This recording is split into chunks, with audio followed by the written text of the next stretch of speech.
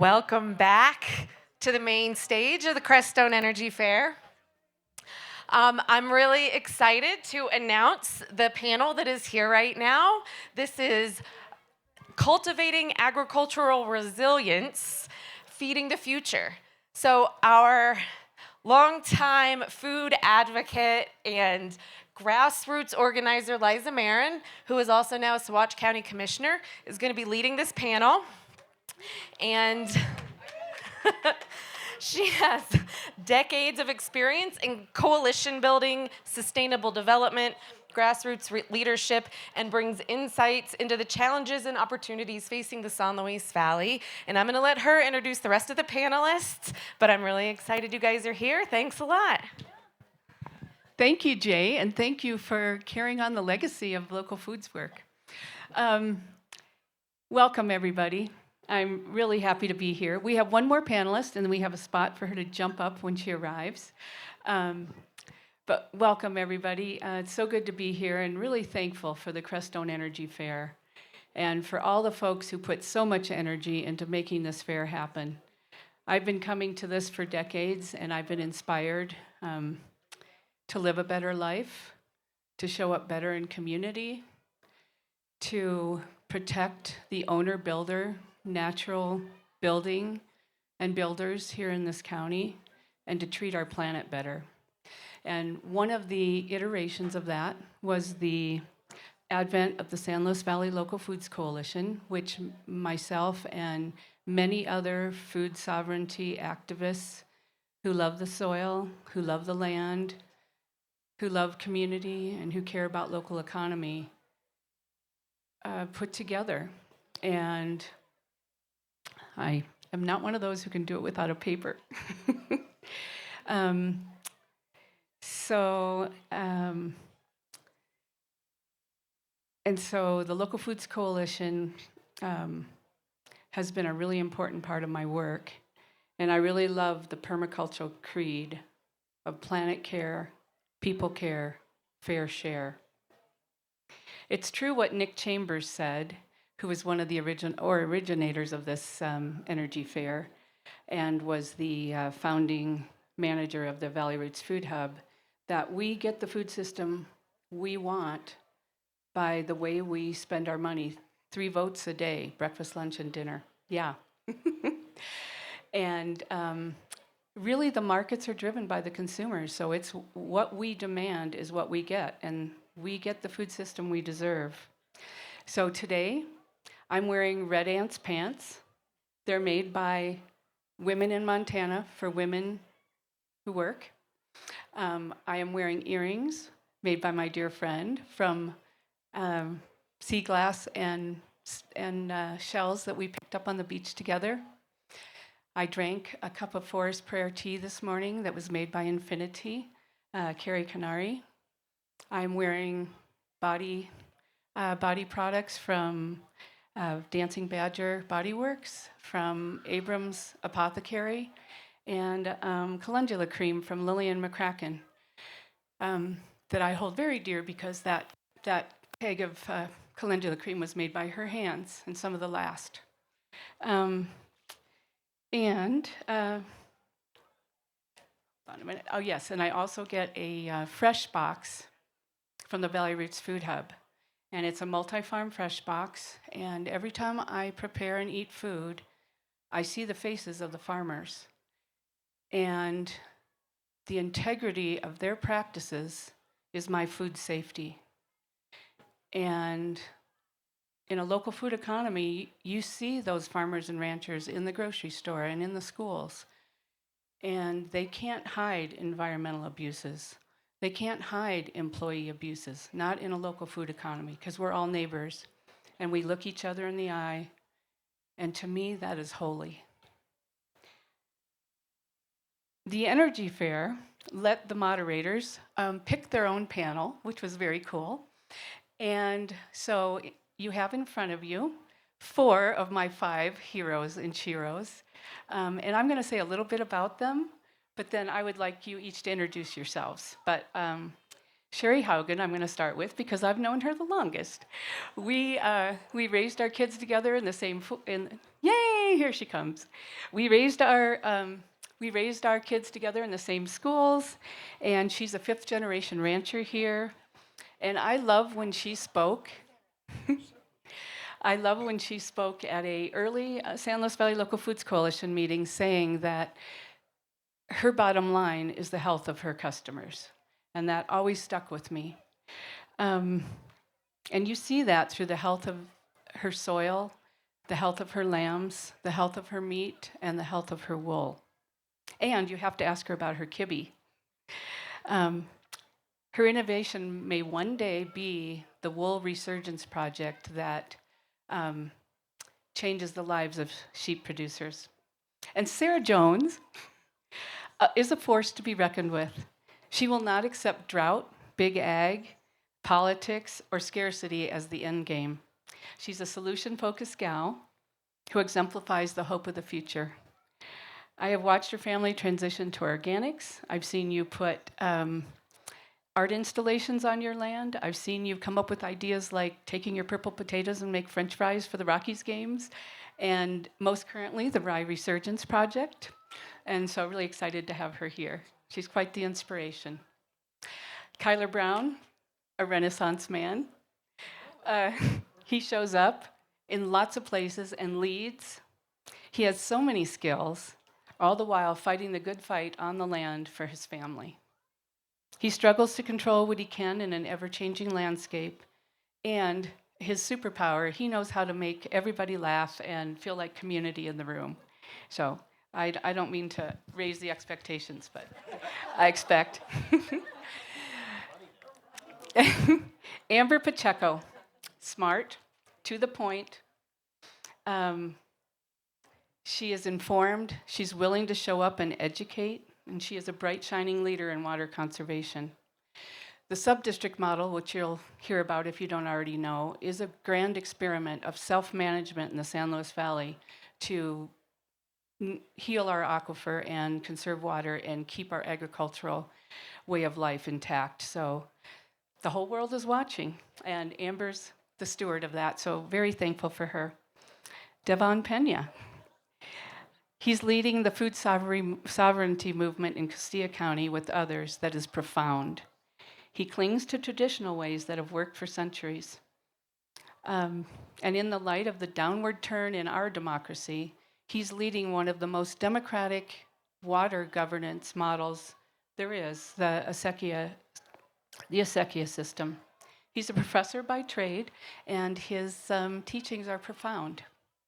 So it is with deep gratitude that we begin, and I'd like to just give you, or you have a mic, but whoever would like to start, maybe you, Kyler, just introduce yourself in the way you'd like folks to know you, and then maybe share what's top of mind for you. Hello, my name's Kyler Brown. We farm and ranch just north of Monte Vista, between Del Norte. And I'm not a native of the valley. I married into the place. And so I've been coming here for, about 23, 24 years.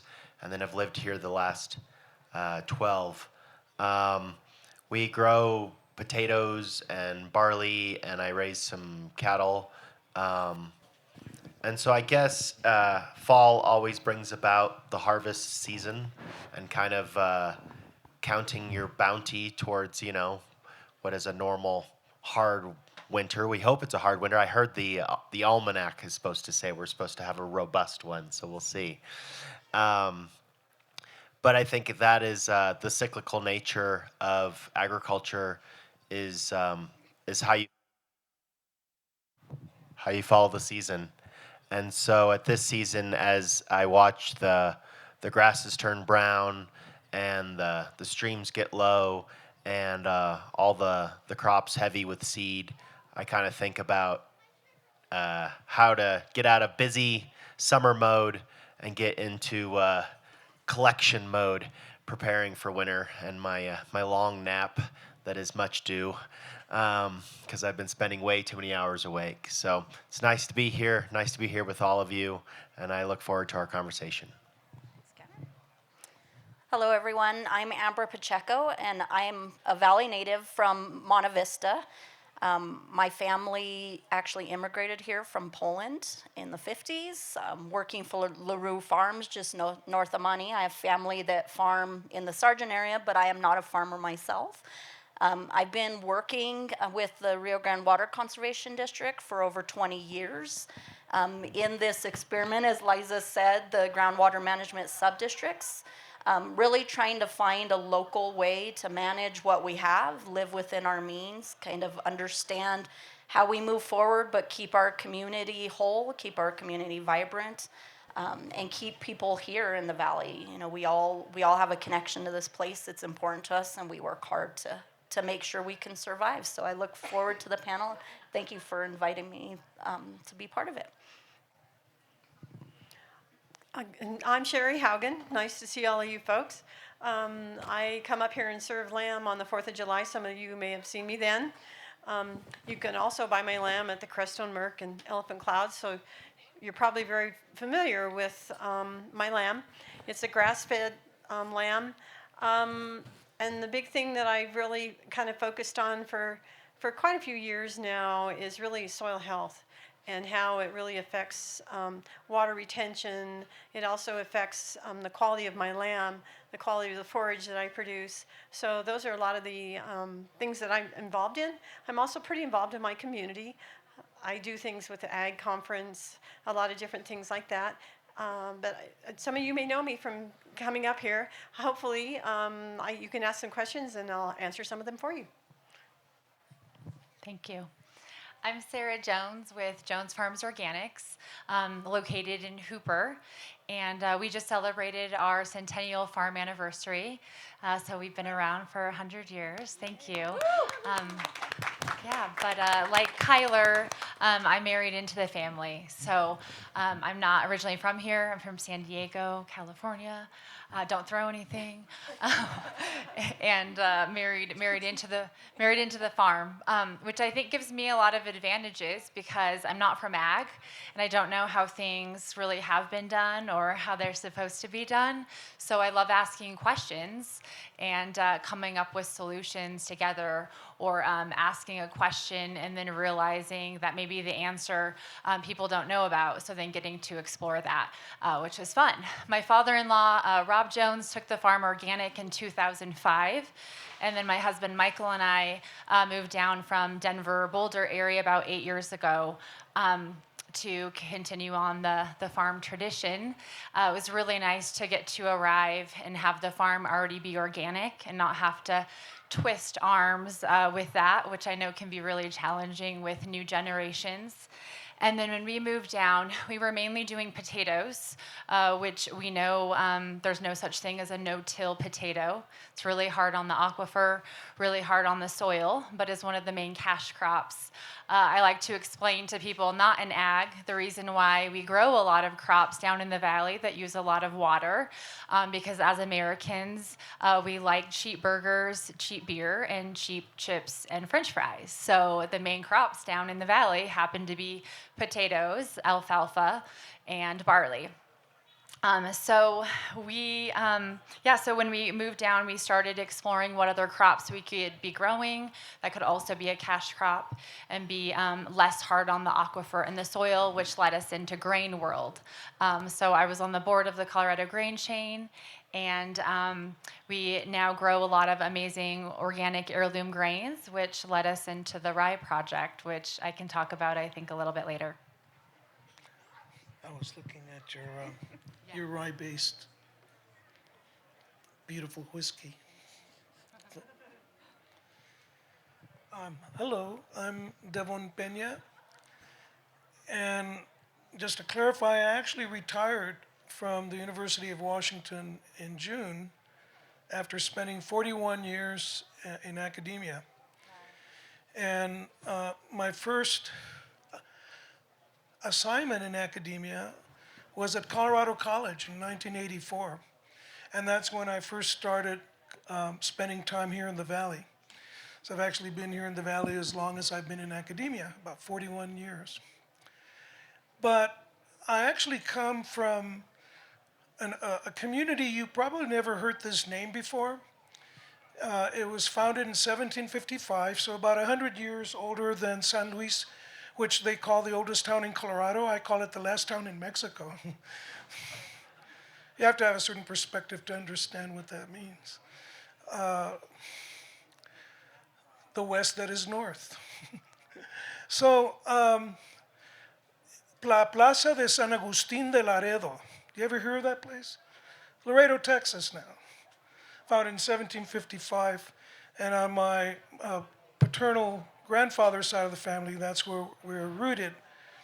But I also have roots in the Muskogee Nation. My great grandmother, Missourian, was full-blooded Creek Indian Berry Hill family Raccoon clan. And I am now connected to the Raccoon clan relatives. And I sometimes think that I'm channeling Missourian Berry Hill, that side of the family. And I'll tell you why. Because on my father's side of the family, the paternal side, included caporales. Professor Rayel, you know what a caporal was. Basically an Indian beater, discipliner during the encomiendas and the when they were trying to force the so-called Lipan Apache and Comanche and other people to settle down and not be uncivilized nomads. So I never thought I was channeling that part of the family, but in my work and in my experience as a human being, I've learned that no matter what that mix is, you'll always have to deal with something, a big question for me. And all the work I do in San Luis and here in the Valley over the last 4 decades, I ask myself this question every morning. Am I being a good ancestor? Am I being a good ancestor to the land, to the water, to my animal and plant relatives, to the next generation of fellow human beings that constitute this amazing possibility for democratic sustainability and social ecological justice in the San Luis Valley? Gracias. Mokto. Thank you, Devon. So I think I'm going to just ask some pointed questions, and then I'll have some questions for all of you. But I'm going to start with you, Amber. And I just, thank you. And I just wonder if you might set the stage, talking about water, because that's always top of mind for all of us. But just the state of the aquifer, the state of the snowpack, and also if you would keep in mind that in the northern valley, we rely on San Luis Creek and Saguache Creek as well. So thank you.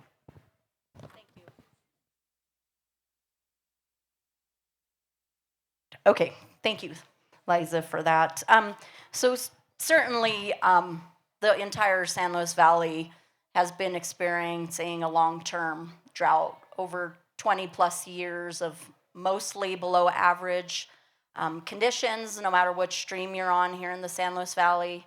And some pretty hard times, some recognition of, we've got to make some changes here. The rains, very welcome.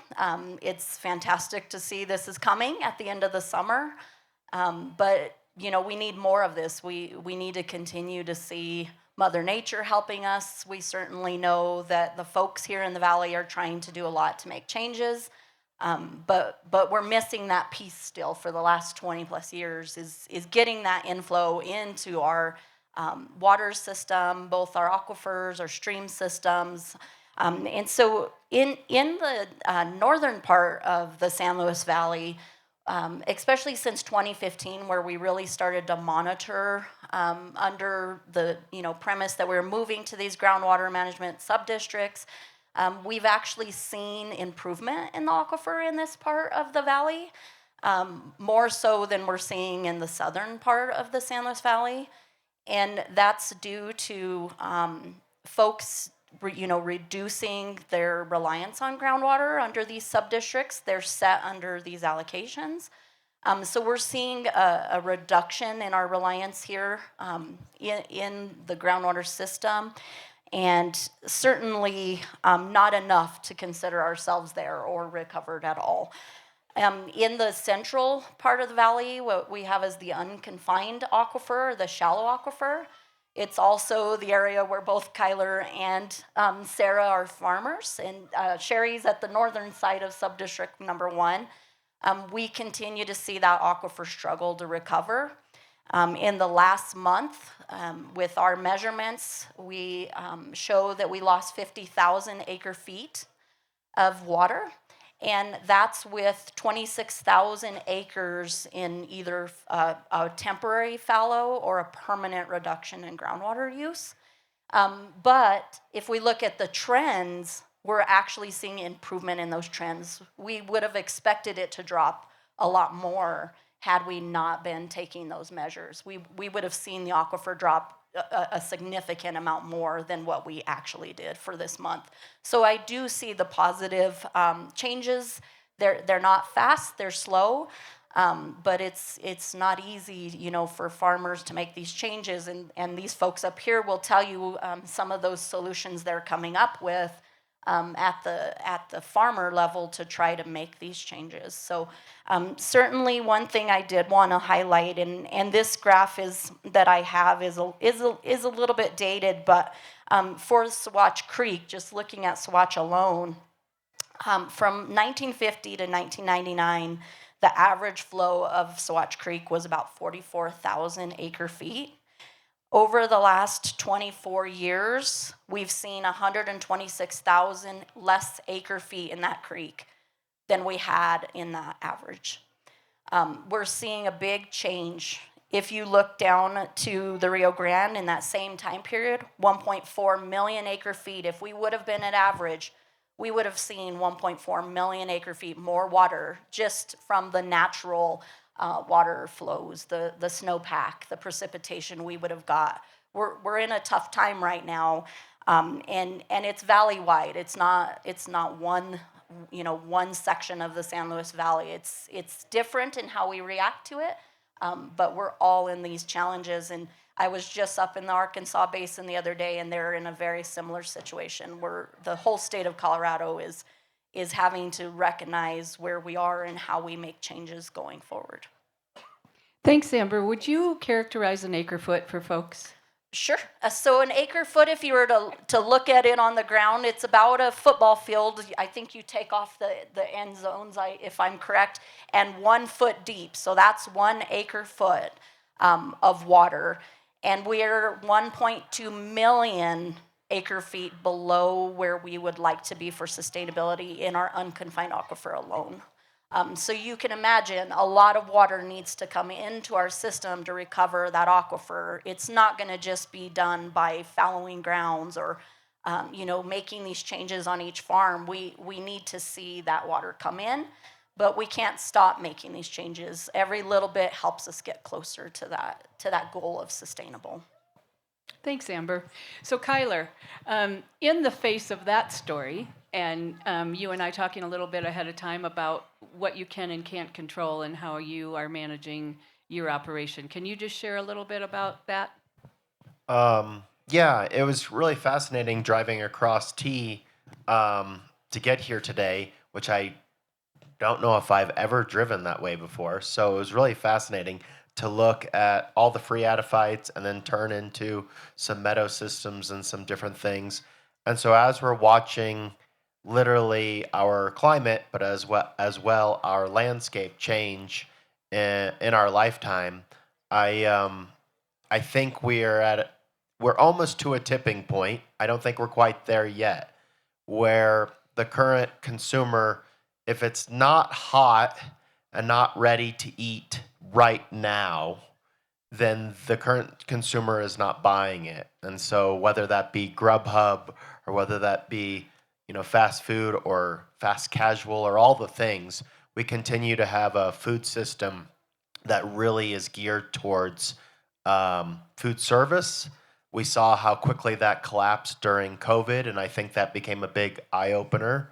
But it still continues to be the way most people, especially in highly urban areas, continue to eat.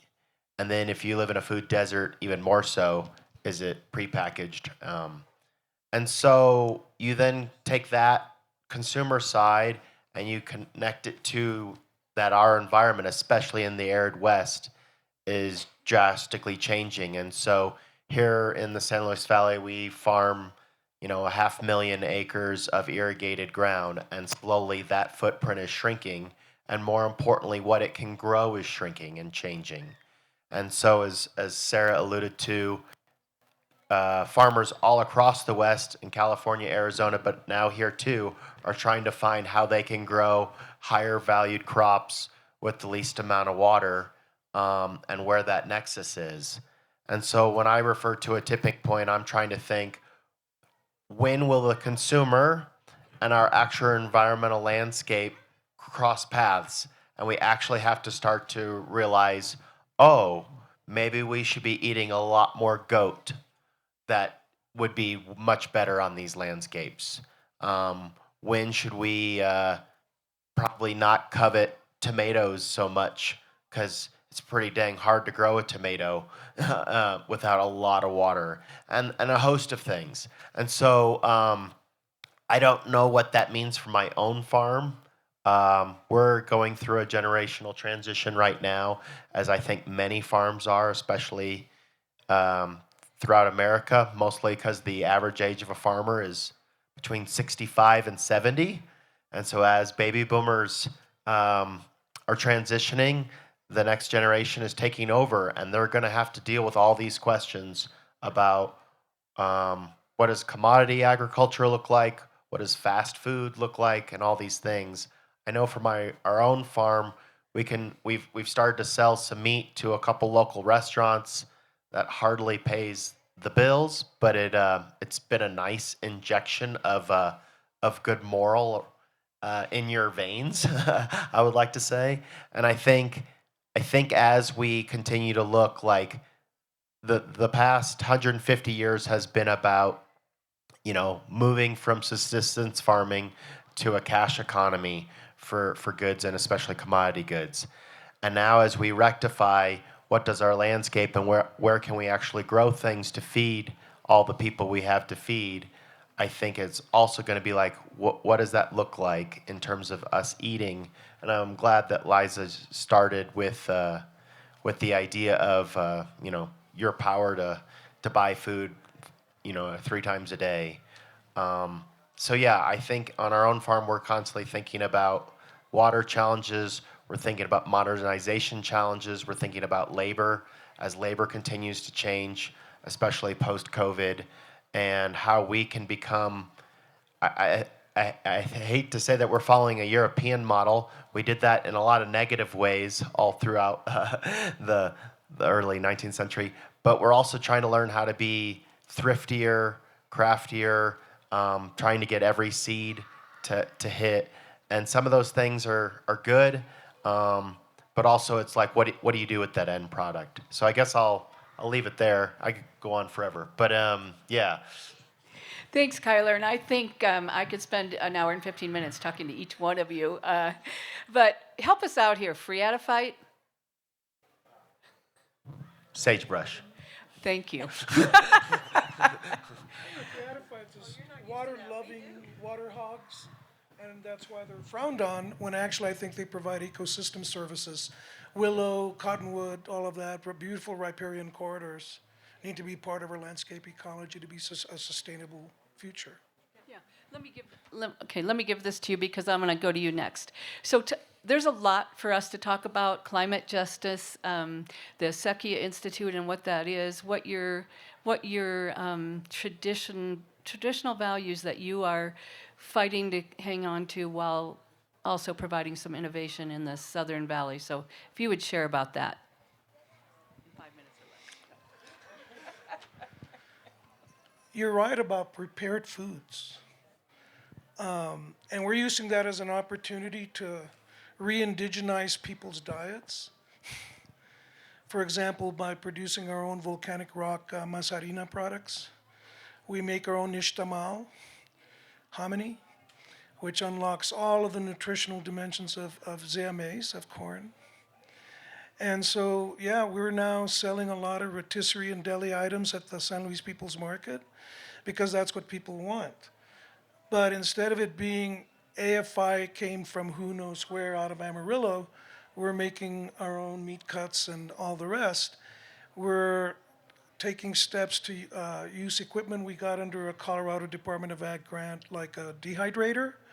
So instead of selling Frito-Lay, we're making our own beet chips with a little bit of chimayo red chile powder in them, and they're delicious, no salt. There are lots of little transformations occurring. But it's only a small part of all the work that the Acequia Institute does, because we're actually active at the international, national, state, and local level.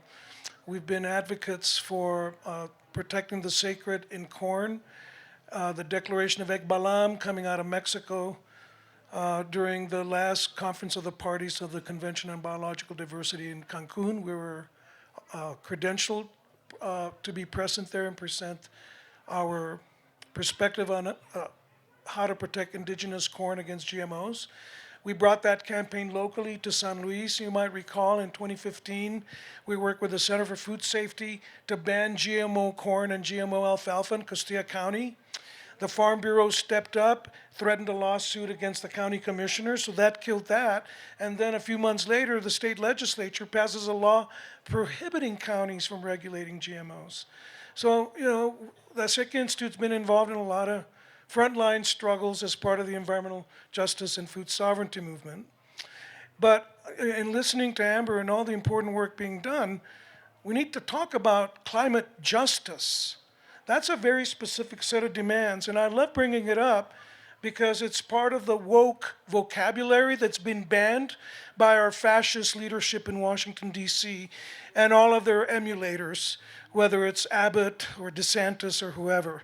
This is the larger picture that I try to address in the work of the Acequia Institute. We're against patents on life. We are also against the commodification of our food system. I know we need to respond and survive, but part of what makes the San Luis People's Market Acequia Institute project unique is that we're trying to decommodify our relationship to food. The only way you can make that possible in part is, like what we're doing is, what's the hardest thing about growing row crops instead of field crops? We're in alfalfa monoculture in Costilla County, like most of California, the Colorado River watershed. And alfalfa monoculture, labor is really incredibly difficult for row crops, especially organic row crops. So what we're doing is mobilizing that next generation of farmers to learn how to farm using indigenous agroecological methods so that they can then work for the farmers without the farmers having to pay for the labor. We pay for the labor through our co-op. That's the model you got to set up. Mutual aid cooperative labor agreements, mobilizing the next generation, the 14 to 18-year-olds who are already tied to land and water, but their parents are now growing alfalfa, so they're not going to learn how to grow corn, bean, and squash from their own parents or their grandparents. So our responsibility is to help organize, reawaken that cultural memory in the farmers so that they instruct the next generation while also providing a sustainable $17 an hour farm labor help for our farmers to grow row crops. It's a very interesting mutual aid cooperative model. And actually we end up paying, and it's a shame actually, the highest ag wages in Colorado at $17 an hour for 14-year-olds to learn how to farm. Think about that for a moment. That says more about the inequities of our food system and the exploitation of all the people that are getting deported right now or that are refusing to show up to harvest your crops. Because we have a great deal of racism in this food system that we need to deal with. And it comes in a lot of different forms. Let me give you another example. When we get our AFI supply line, I get a 5-day salad expiration. You go to Monte Vista, they got 10 days. Why is that? Why is my cilantro only last 2 or 3 days before it wilts? While if you go to Safeway, they get fresher cilantro that lasts them a week. And that's because there's built-in inequities in the food distribution system. Why did it take us 3 months to get our food stamp approval? It took us 3 months to reauthorize EBTs at the San Luis People's Market. We played in May, and we just got it a week and a half ago. Why? I asked Hickenlooper's staff to look into that, Petro Cortés. They got doged. That department lost a third of their staff in just the last 2 or 3 months. They're incapable of keeping up with the demand of paperwork that's required to get authorized for food for SNAP and WIC. So these are the kinds of contradictions and problems that we're facing at the market. But I see them as challenges for resilience. We're always able to bounce back from disturbance. But I think we need to be creative and think about what are the kinds of disturbances that we need to create in order to force the agricultural dominant paradigm, shake it up and transform it. That's going to require disturbance, and I see it happening with all our colleagues. We're creating little disturbances that create the possibility of more systemic change. I think that was more than 5 minutes. Thank God for Devin and his courage. So I want to move to Sherry, and one of the things that I've always thought about is we are great at raising commodity crops here, but adding value to what we have is a really lost opportunity, or a great opportunity. So Sherry, if you would talk about your wool pellet project and the potential for that and your hopes for that, and what can wool pellets do for us? So what happened, because I'm a sheep producer, and I was disgruntled because of the emphasis on cattle. Okay, I'll be honest. I have a few cattle, a few cows, but anyway, so I went to ASI a couple of years ago, American Sheep Industry, and they had a couple, there was a guy out of Canada that I talked to and a good friend. She talked to another guy in the wool council, and they talked about wool pellets, and I didn't know what they were. And so this cohort and I, 2 old women, took 3 bales of wool, okay? Bales of wool are like 3 by 4. They're big old heavy bales of wool. And she got a hold of this guy in Salt Lake City. And so we took those bales of wool up there, and we found out about wool pellets. And she didn't have a plan that was her wool, what to do with the wool pellets. So she had this guy. It was marketing them in little bitty containers. Okay, I'm thinking, well, bigger thing than that. So anyway, she had a large amount, not really, but a large amount of wool pellets. So we went ahead and we did a study the first year, and we had a gal, and her name is Maya Turcayo. She's a tremendous agronomist, and she worked with us on our first year of the wool pellet study. And it was a learning experience. We found out that his wool pellets weren't very good wool pellets. They put the wool pellets in a spreader, and she had to put one of her employees in the back of the spreader to stomp them out. So we're kind of going, oh, okay, so we had a little issue there. But that was a good. So like he's talking about, contrast actually makes you make a step forward. So we found out that, okay, we knew his method of making wool pellets, but we knew that wasn't very, it wasn't going to work in agriculture. And so what our goal was so what's happened in the sheep industry is a lot of wool, the top is moving, the very finest wool, when we call top, is moving somewhat. But a lot of wool, there's no market. I raise hamps. I've got several years worth of wool sitting there because if you like my lamb, it's very high quality meat because that's the emphasis in my program. So my wool is not. So the wool would be a good product to put into a wool pellet. So the thing about wool pellets is that they help with water retention. So they take wool and you grind it up and you put it in this little pellet, and then you put it in the soil, and that helps retain the water that's given to the soil.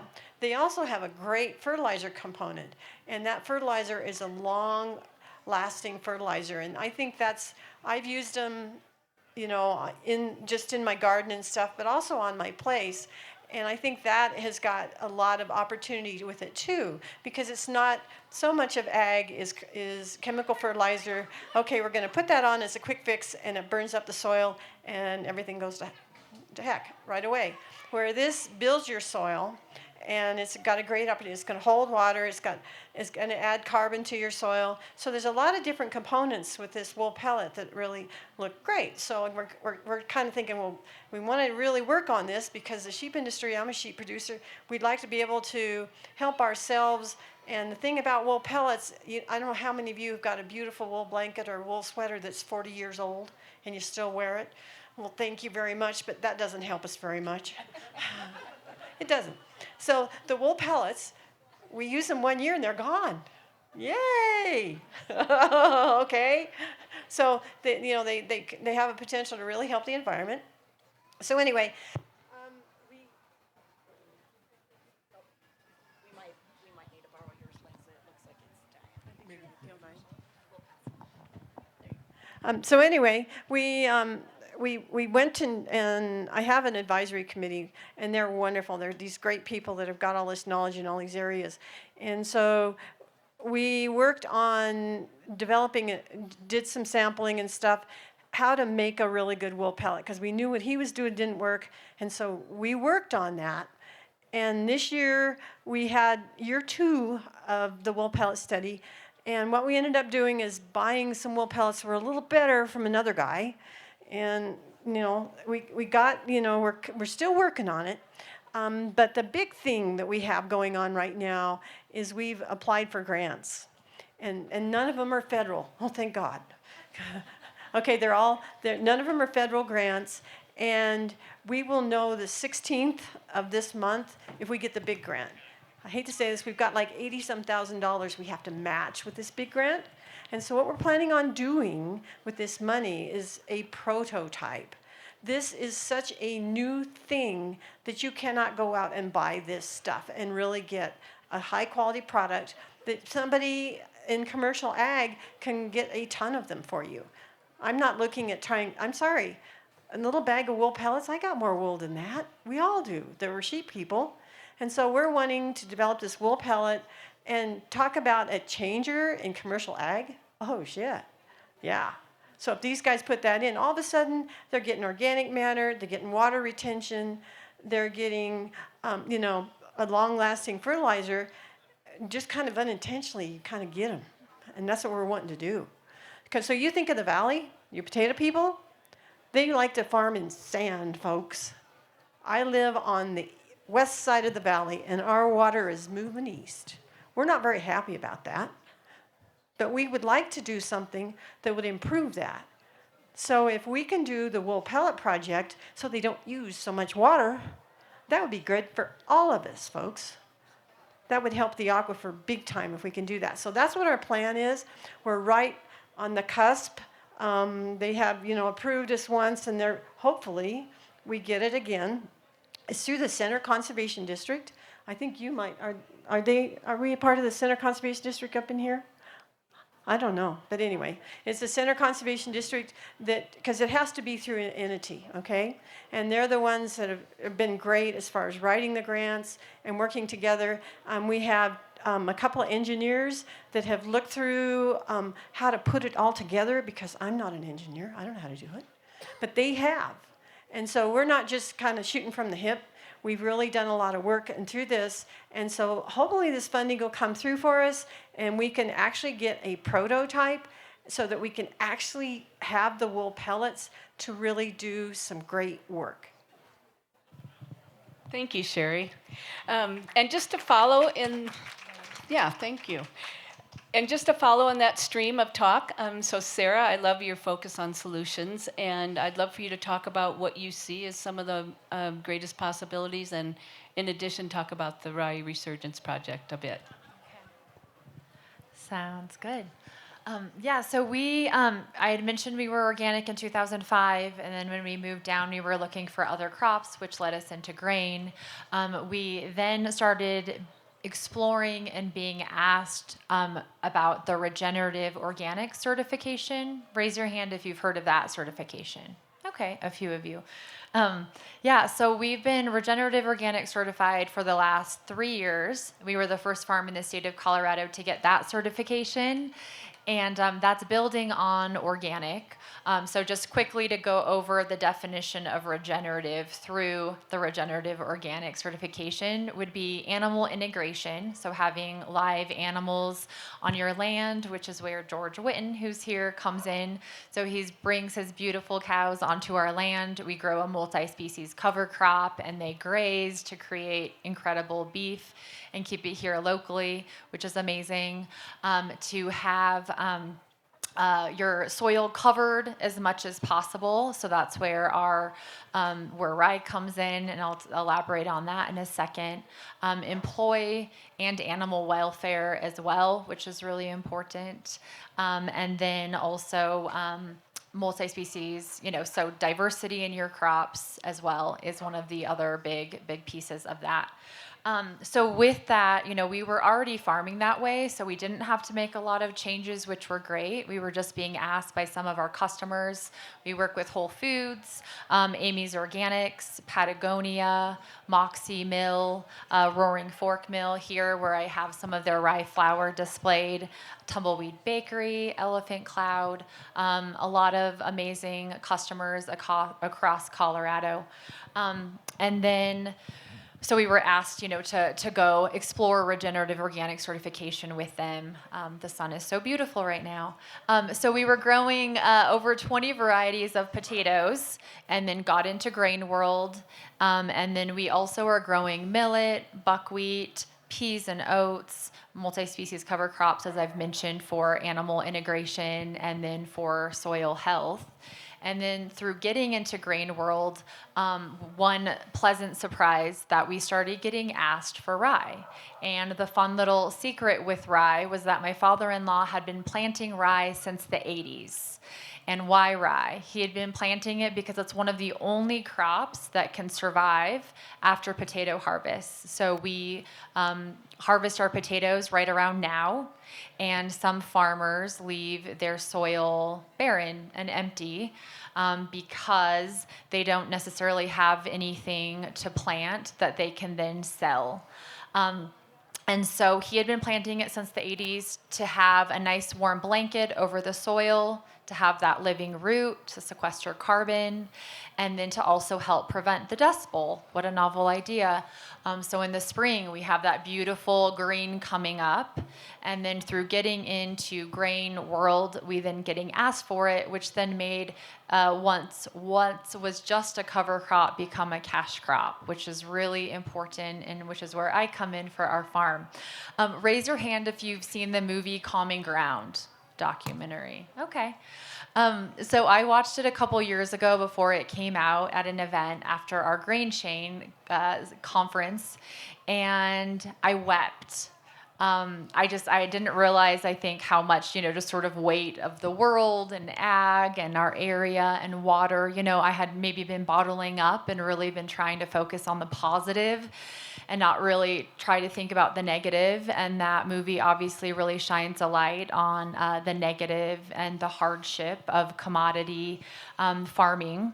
So I wept. I had a good cry. Hadn't cried like that in a really long time. Very therapeutic. And then I was mad because it doesn't talk about markets. It's sort of this magical wand idea or concept, like, oh, Kyler, if you just stop spraying chemicals, you can save the world. Why are you so evil? And it doesn't explore the market side, that Kyler, and other farmers are growing the things they're growing. They're using the practices that they've known and learned from previous generations, and they are willing and ready to grow other things, to use other practices if there's a market. So when people ask me on farm tours, like, what about quinoa? What about buckwheat? What about millet? It's like, yeah, I can grow that. Do you have a purchase order for me? Because unless you're coming to me with an order for how much quantity do you want, does it need to be processed? Where am I shipping it to be processed? How much are you going to pay me for it? What are some of the contractual stuff you're going to require me to sign? If you don't have any of that, then why would you ask someone to grow that, right? It would be like going to a grocery store and asking if they have a product, and then they say yes or no, and you're like, okay, never mind, I didn't want to buy it anyways. I was just curious, So really being aware of the market side, which is really 50% of farming. My husband would say my job for our farm, the sales, marketing, storytelling, connecting directly with these amazing customers is 50% of our farm, and really important. But not all farms have that. They don't all have a Sarah. So the rye project is really where that comes in.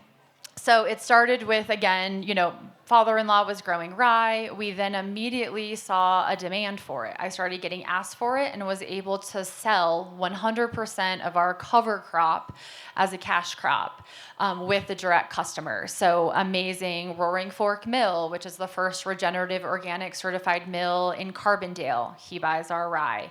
Pastificio Pasta, we've been growing durum for them. They're now working on a project and they're going to start using 50% of rye in their pasta. Dryland Distillery, the first regenerative organic certified distillery in the state of Colorado. If you drink alcoholic beverages, it does matter where they come from and how they're grown, and are the farmers paid a fair price? Like, that matters. I brought a sample of rye. Raise your hand if you think or have thought that rye tastes like caraway seeds. Okay, it's working. We're getting the word out. Yay. So I was at the Colorado Grain Chain Annual Summit, which is also happening again this year in Salida, March 7th. Mark your calendars. Every miller in the entire state of Colorado was there. So millers, bakers, brewers, distillers, pizza makers, or home bakers, and consumers, like we all are. A lot of amazing people were there. And I asked the audience if they thought rye tasted like caraway or had tasted like caraway seed, and a majority of them raised their hands, which blew my mind because I have found that most people think that's what it tastes like, thanks to the Reuben sandwich, which is that marbled rye, which we all love a good Reuben and a hot pastrami sandwich. But because of the caraway in that bread, that Michael would call it, we need a rye reputation rehabilitation. And even if you like caraway, that's great. You don't want it in brownies or cookies or waffles or pancakes, where all of those items we make every day can use rye. It's half the amount of gluten, twice the amount of fiber, and happens to use half, if not 1/3, the amount of water than most of the crops grown. And it's one of the few things that can also be sold as a cash crop that can survive our harsh winters. So talking about resiliency in grains and community and a market, I mean, it literally checks all the boxes and has been used, in America for hundreds and thousands of years around the world. We just kind of forgot about it or think it tastes like caraway seeds. So how much more do I have to talk about specific, like how the project started? One more minute? Sure. Okay, I'll keep it quick. So we were having a crazy dust storm of a day a couple springs ago, like brownout, right? Not safe to drive. I got an Amber Alert type warning on my phone, and then got another warning from my kiddos' school that we couldn't pick them up because it wasn't safe to drive. And was really sad and mad and kind of thought about throwing in the towel for a second, but not great at, wallowing. And started picking up the phone and, really focused on solutions. So started calling our neighbors, and in a non-aggressive, just genuinely curious way, was asking them if they had grown rye. If they weren't, why weren't they? And what would help them consider rye. So again and again, the answer was that they had grown it maybe in the past. They didn't have a home for it. They didn't have a purchase order. They didn't have a customer, and or the local grain elevator wasn't paying them what they needed to be paid to make it worth their time, energy, diesel, water. So that really got me thinking, if we could copy and paste our model on our farm, and I could help farmers sell and market their rye and work directly. We work with 2 distilleries only as a small family farm in the entire state of Colorado. There's currently 126 micro and big distilleries in the state, like just in Colorado, that many distilleries. So that really got me thinking, all of these farmers are ready and willing if we have a customer. So if we could just copy and paste and, sort of help create more sales and marketers, we could then help them have a home for their rye and save a lot of water and prevent the Dust Bowl and help, save the aquifer. So that started the Rye Resurgence Project.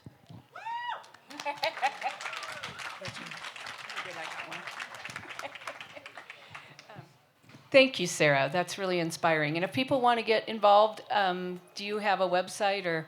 Yeah, great question. I brought some postcards and stickers. I'll put them over there on the corner. And then amazing website, Rye Resurgence Project. We have all of our partners, that list where you can buy rye grown in the San Luis Valley. So the Rye Project is really only focused on rye being grown in the valley specifically, although it's used across Colorado and even the country. So the goal was to sell 1 million pounds of rye last year, working with 8 different neighbors. And we were able to create a team, and we got funding. Heather Dutton is a project founder with me. So she's on the Colorado Water Conservancy District, and then she was able to get funding through the Colorado Water Conservancy Board to help pay this team of sales and marketers and storytellers to help connect with the customers and help San Luis Valley farmers sell rye so that they'll plant rye, and we can all live happily ever after.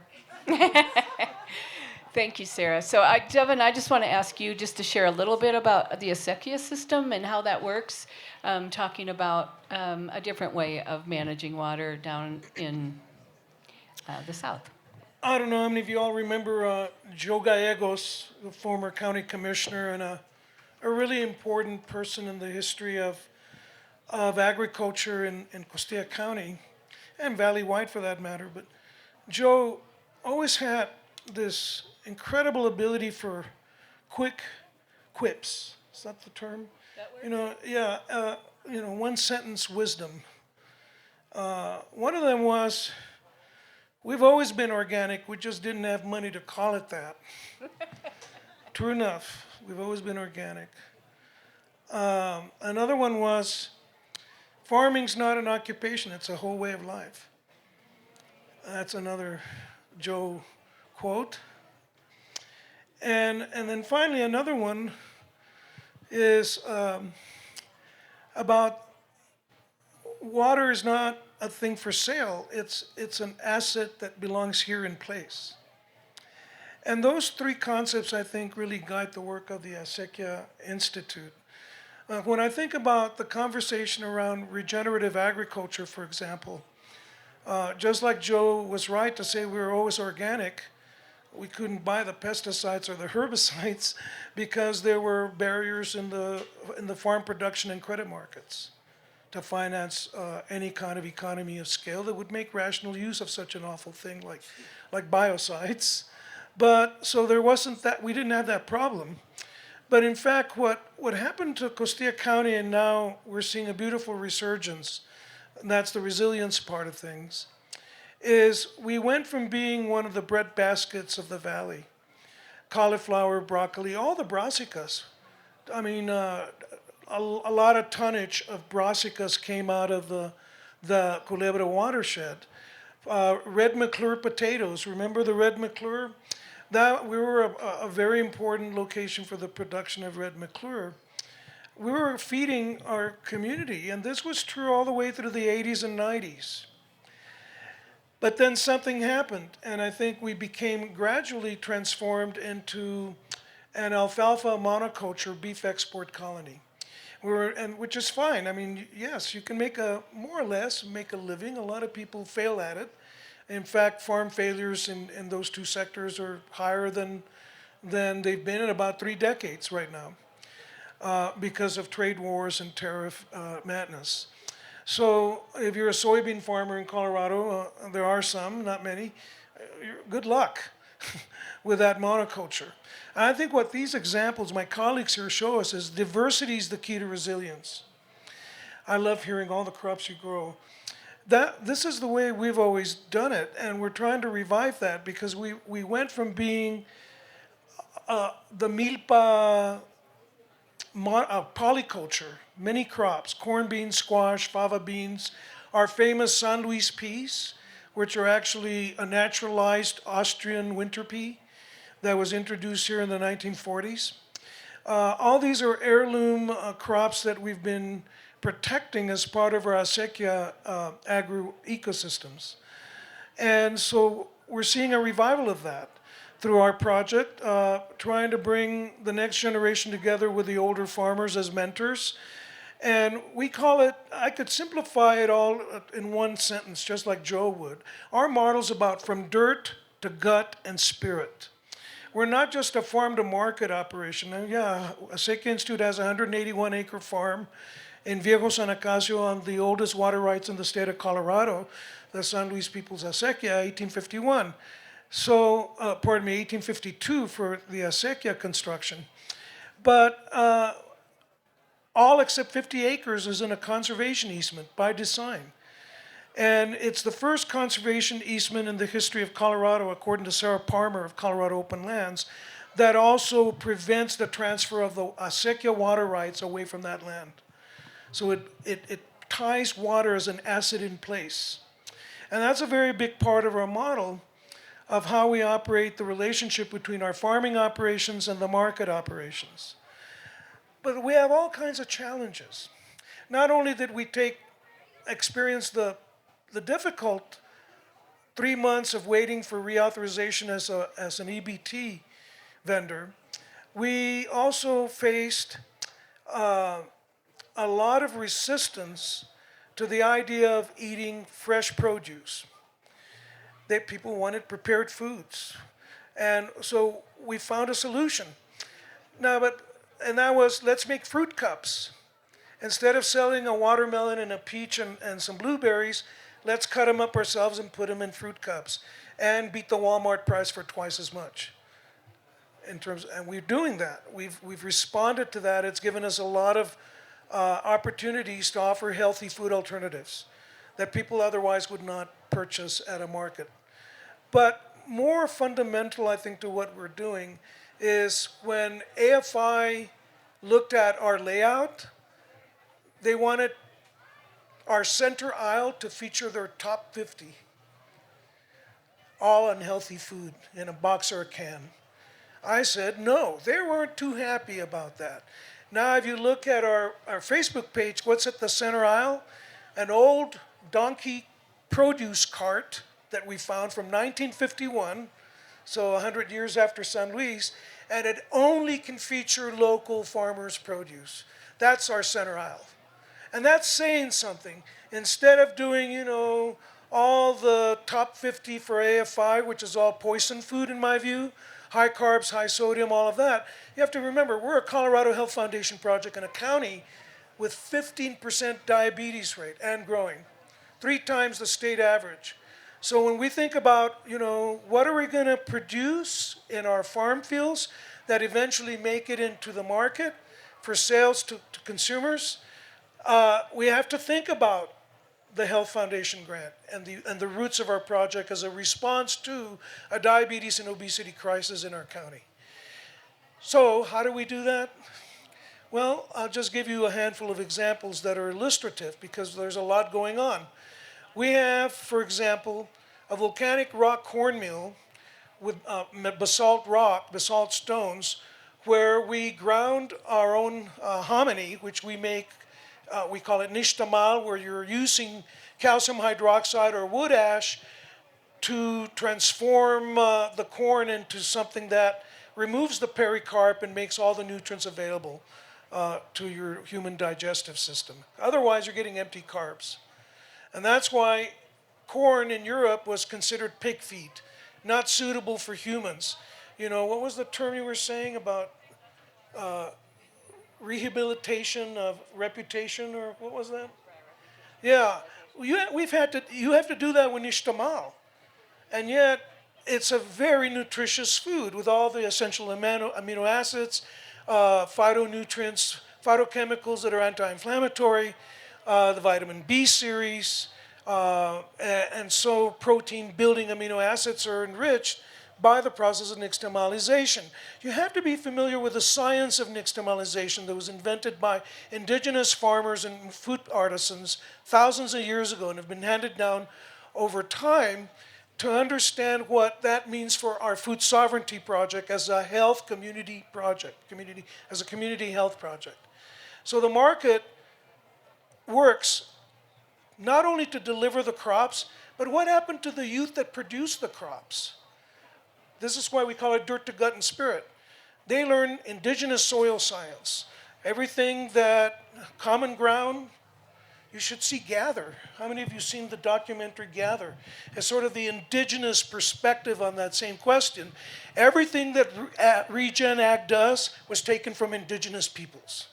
Even Hugel culture, by the way. A Sahagún document in the 1520s in Mexico.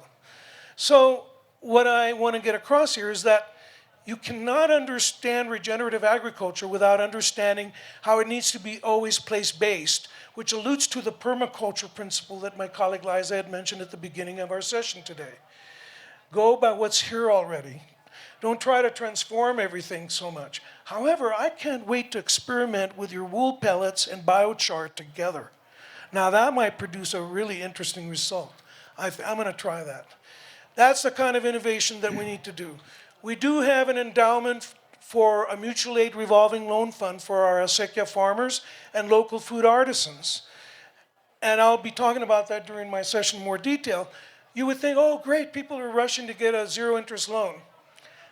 There's a lot of fear in addressing that and getting people to want to produce something that they can sell, not just within the market, but as we get a manufacturing license, all over the planet for that matter, or at least all over the Front Range.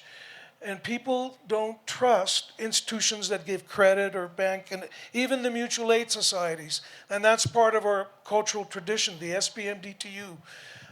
Where this works is you have to be willing to know and respect cultural traditions and find a way to reawaken that cultural memory so that people are no longer hesitant to engage in the very traditions of mutual aid and cooperative labor that have defined the acequiahood for generations.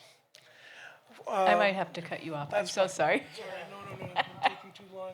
No, you're fascinating, and I so thank you for sharing your words of wisdom.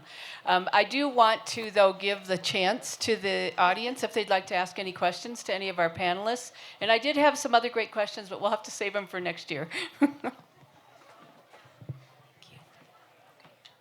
We've got one we can pass around. Okay. All right. So, great panel. Do we have any burning questions in the audience from anyone right now? Over here. Okay, raise your hand again. Oh. Okay, if you'd state your name and just speak into the mic. Hi, I'm Anne. Thank you for that. I only caught the last couple. I'm sad I missed the first few. But Sarah, I have a question for you. I was wondering if the Rye Resurgence Project has thought about the possibility of straw bale for construction from the rye. Great question. That has not come up yet. There's a lot of new ideas with animal feed, right? Like just the versatility of rye, but no one has reached out or asked about straw bales, and no one has actively pursued that as a market yet. I feel like there's still so many untapped. We have not knocked on all the doors of all the pizza restaurants and bakeries and millers and distillers and brewers in Colorado. But if you know anyone that's interested in that, I think that could be a great opportunity. I guess the question would just be on timing, from a logistics standpoint, because we, in some of the fields, you'll leave the straw out there to help protect the soil for the winter, and then plant into it. In the spring. So we are kind of using that, but I'm sure there are some farmers, if you went to them and said, we'd love to bale this, can we pay you for that? They would be ecstatic to get any money for that. Great question. Okay. Any other?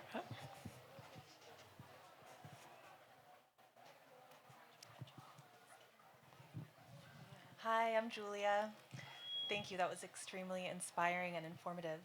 My question is for Devon. You mentioned creating disturbances, and I 100% resonate with that and wonder what you might tell us as consumers how we can create those disturbances. I think that's already been addressed by my colleagues up here. It really does matter where you shop, and that's a choice, as you showed us in your opening. I mean, I'm so proud of you. I wish I was 1/10 as alert to locally purchased, even the lotion. I have some of Ligon McCracken's lotion, by the way, treasure that little jar. I've had it probably 15 years. Yeah, right? So, no, I get that. I think it's important. Lynette had to leave for a moment, but our colleague and partner at the San Luis People's Market likes to say, whatever goals would be to turn consumers into producers. I want every customer to also produce something. And sure enough, there's all kinds of persons in San Luis who are already making food for their families. They could work in our commercial kitchen and make something that we can sell at the market. So in addition to being a customer, they're also producers they're food artisans. And so I'm very interested in kind of getting rid of binaries because there's way too many of them. And the division between producer and consumer is certainly one of the ones that we try to address. So imagine what you, as a consumer of wonderful local products, could produce yourself. Ask yourself that question. That might be part of the answer to the question of, are you being a good ancestor? Am I making a locally sourced food that's healthy, nutritious, that reawakens cultural and spiritual memory and all the rest? We don't usually think of this as a role for consumers, do we? Another way of I think, fulfilling a more transformative relationship to the food system is join community food cooperatives and shop at them, like the San Luis People's Market. We're in the process of undergoing a transition from being an LLC to being an Article 58 limited cooperative association, which would allow for investor members from all over wherever. Because we have a population of 680, that's in San Luis, maybe 2,700 countywide, and we support everyone. I mean, we are the place to go in Costilla County. That's not enough to sustain a cooperative model. And so our business plan is going to rely on different classes of members, including investor members who would get a dividend. We would have customer members, we have business members, and of course, we already have the market staff as worker member co-owners is the model. And we've already, since 2022, done 2 years of end-of-year profit sharing, which we can do as a market because AFI, our supply chain, will give us an end-of-year rebate as a company based on how many purchases we made. And we immediately distribute that end of year to the staff based on their own collaborative evaluation of each other's work. But eliminating that binary between customer and producer and joining community food co-ops and organizing to create them. And also the food hub model is a very important part of that. I won't speak to that right now, but we see ourselves also as a hub, for example, in the sense that a lot of the other merchants in Main Street, we all have identifiable niches. We're so small that I don't want to sell and produce something that's going to hurt somebody else's part, like their pizza or whatever. The rotisserie that we operate, no one's ever had one in Costilla County. We found a niche that really works for the community and for us and does not harm our other merchants on Main Street. I got to be aware of that, right? And our staff is very aware of collaborating with other merchants. But one of the things that they do too is they order their stuff through us, right? Which helps us meet our 10,000 weekly minimum from AFI. That's a lot of money. We got to buy at least 40 grand every month, right? I'm sure Elephant Cloud has the same issue, whether it's UNFI or AFI. We're trapped into those systems. But part of what we're doing with our annex operation, the commercial kitchen, our production center, is produce as much of what you would normally order through AFI locally. But there are limits to that. For example, yeah, if I'm a regular customer, I can buy somebody's organic lamb, but I can't sell it in the market unless you have, right, a USDA certified label. And no one in the valley does. I've been talking for a long time. One solution is we ought to get together and form a cooperative to have a USDA certified livestock slaughter operation in the valley. And that way a lot of people would be able to sell locally, what they're producing locally. It would give us the chance to expand our co-op membership from farmers to ranchers. which would be a huge boost to the economy, I think, and to local markets like ours. So I don't know if that answers your question, but it's a complicated issue. Try to get rid of the binary. What can you produce besides just being a consumer? I really like Lynette's philosophy in that regard. Do we have time for each person to say one closing comment? Is that what you're thinking? Okay. All right. Unless there's a burning question, I'd love to give our panelists a chance to give a closing comment. Okay. Okay. One gentleman over here. Okay. So come away from. There you go. Hello, my name is Justin. I've been up in Denver for my whole life, pretty much, and I've seen recently in the last couple of years sourcing millet and rye a lot for psychedelic farming and all that kind of stuff. It's gotten really expensive, and there's a huge issue with finding it at good prices, and a lot of people are selling out quite often. So I wondered if you guys were able to, I guess, you talk about having to have individual contracts for each sale or some kind of that, something to that degree, I suppose.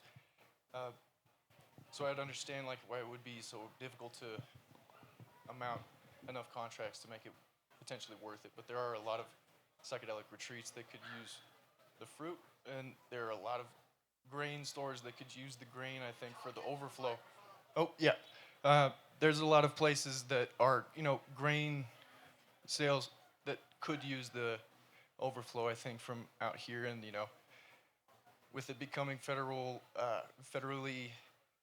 agreeable that, maybe we could do weed eventually, maybe it'd be more places around that do psychedelics, and a greater demand for rye and all that kind of stuff. Millet would just get exponentially compounded in my eyes. So I was, again, just wondering if you guys had kind of looked into that area, because it could even potentially create an internal economy. I could see, trade and all that kind of stuff as well.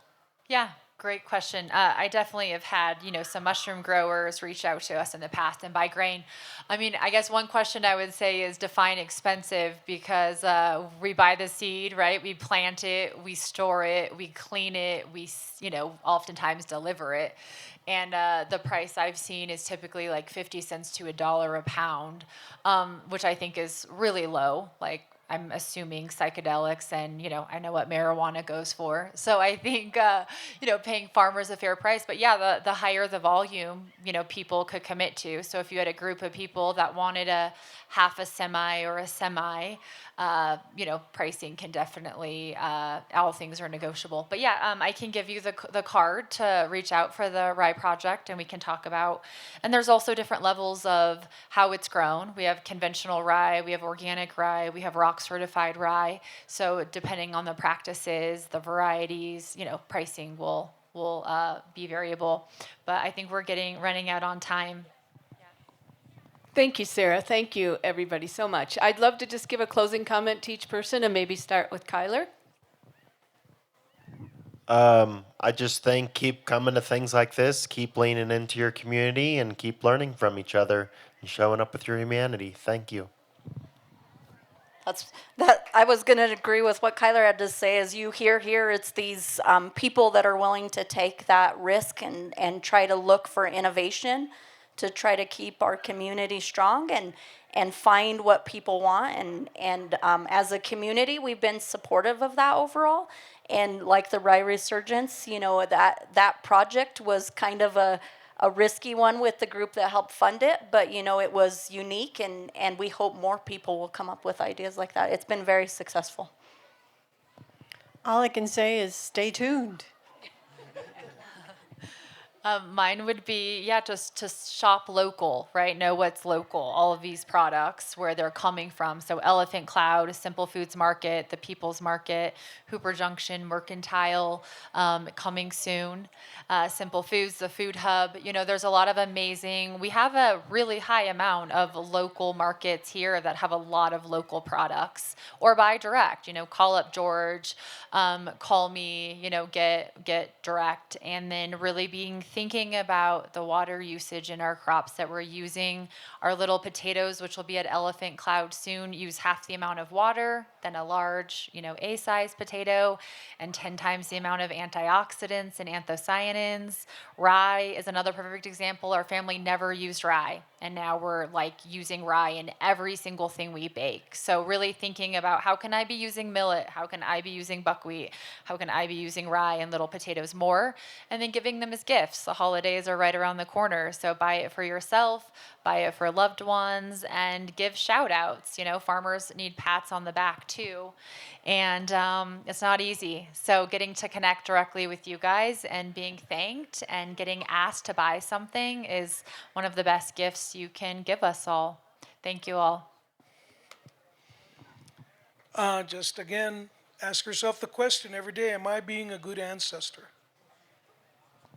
All right. Well, thank you, everybody, for attending our panel. Please give a warm round of applause to these great agriculturists and water conservers.